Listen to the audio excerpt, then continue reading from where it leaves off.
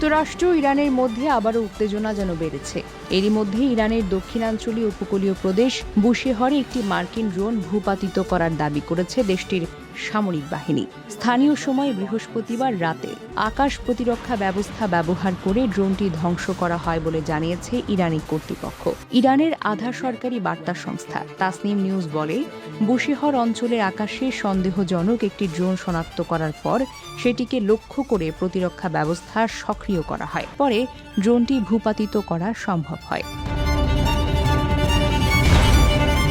Bushehr জেলার জাম কাউন্টির governor Masud তাঙ্গেস্তানি এই ঘটনার সত্যতা নিশ্চিত করেছেন। তিনি বলেন, আজ রাতে যে ঘটনা ঘটেছে তা শত্রুদের একটি আকাশযান ধ্বংস করার সঙ্গে সরাসরি সম্পৃক্ত। বর্তমানে শহরের পরিস্থিতি স্বাভাবিক রয়েছে। তবে ধ্বংস হওয়া ড্রোনটি যুক্তরাষ্ট্রের কিনা সেই বিষয়ে আনুষ্ঠানিকভাবে কোনো মন্তব্য করেননি ওয়াশিংটন। এ ঘটনায় এখন পর্যন্ত মার্কিন প্রশাসনের পক্ষ থেকেও কোনো প্রতিক্রিয়া পাওয়া যায়নি।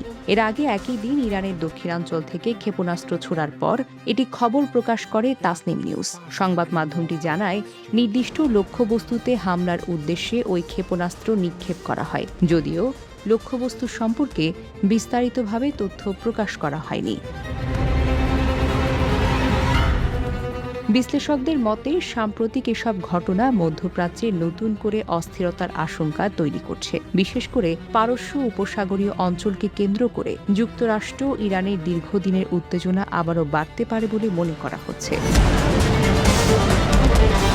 Desk report, recap news.